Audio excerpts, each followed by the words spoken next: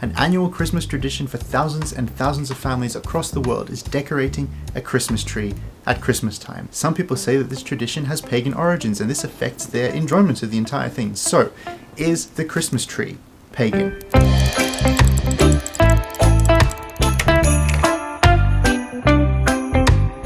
We were going to lump this episode in with the last one about is Christmas pagan, but that episode is long enough already and we figured this was enough of a question to be answered on its own. Now, once again, Christianity has taken symbols and practices and elements from pre-Christian religions. We have no worries or bad feeling about doing that. And it is true, possibly, that some Christmas traditions have pagan origins. The irony is, the Christmas tree is not one of them. The Christmas tree is not pagan. Frankly, it's the wrong tree. Honestly, I feel almost bad for pagans. We go about thinking that they just worshipped everything. And I feel bad for early Christians because we think that they didn't have any imagination to make up any symbols of their own and they just stole everyone else's. None of this is fair. We should respect pagans because they were the ones who became the first Christians, and we should respect early Christians because they are our ancestors, whether or not you're a Christian or not. Now, pagans had spirituality. They had an understanding of what things meant in their understanding of the cosmos. And it is true that parts of the fir tree were in some areas of pagan Western Europe used as part of pagan religion. It is true that they decorated their houses in winter with branches of the fir tree because this was something that was green and beautiful even in winter. But the sacred tree was actually something quite different. We have a lot of stories across Germany from pre-Christian times of sacred oak trees.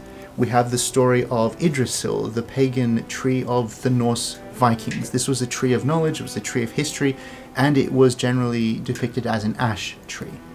These trees were big, they were ancient, they had sprawling roots and branches. There was a different form of symbolism. You can understand how they understood the way the cosmos functioned by looking at the branches of these big trees. This is not the same as the fir tree, which was used by Christians quite distinctly for being a fir tree.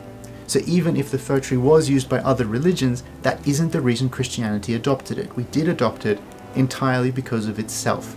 The world of trees and religion is actually a big one to get into. One of the reasons Christianity flourished in these pre-Christian countries in Central and Western Europe, as well as in Scandinavia, was because of the different understandings of trees. For the Norse Vikings that had a tree of all existence, to suddenly find out about the tree of knowledge and then Christ dying on a tree, which is how the cross was often described, was quite a powerful one, but it's a very separate discussion. The fir tree was brought into Christianity for many visual symbolisms that it contained. There is a story of a sort of war between the trees that happened in around the 8th century with a Saint Boniface, who arrived in Germany and wanting to make a bit of a point, he chopped down a sacred oak tree that was being worshipped as an idol by the local pagans. He wanted to prove that there was nothing to be afraid of, that he could do it and nothing would happen to him. Nothing did happen to him. He was fine, and out of the roots of the chopped down oak, a fir tree grew.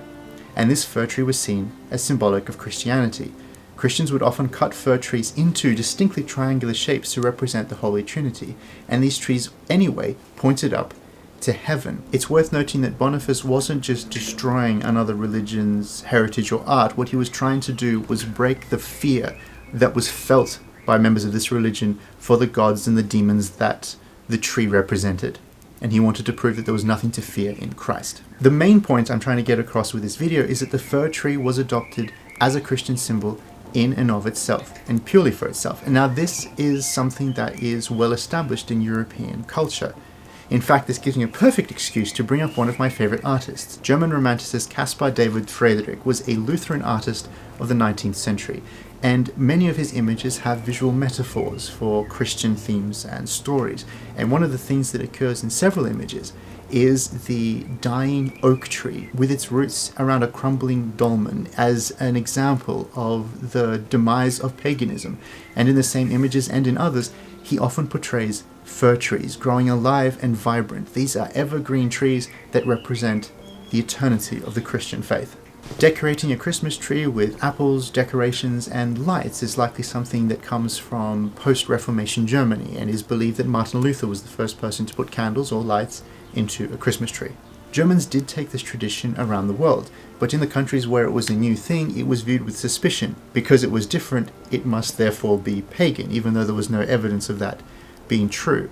This changed for English-speaking countries with Prince Albert marrying Queen Victoria. An image in a prominent newspaper of the royal family gathered around a Christmas tree meant the tradition caught on and everyone wanted a tree. And so, of course, we all have one now. But remember, this episode isn't me trying to make you feel better about having a Christmas tree. If it had a pagan past, it really wouldn't matter. Many of our greatest saints started off as terrible sinners. Many of us in the church are still sinners. And yet, we come into the church and are transformed by Christ. And so these traditions and these symbols are examples of that. But this is an episode that just wants to establish a bit of basic history, and that the Christmas tree simply is not a pagan symbol and does not have a pagan origin. So enjoy your Christmas tree. Let the shape of it remind you of the Holy Trinity. Let the direction to which it points remind you of God. Let the fact that it is an evergreen remind you of the eternity of the Christian faith. And may it remind you that this Christmas we are celebrating not just the birth of baby Jesus, but the birth of the Creator of all creation. Good? Done. Thanks for watching that surprise bonus episode about the Christmas tree. I'm still drinking the same orange and cinnamon tea as I was drinking in the last episode. Merry Christmas.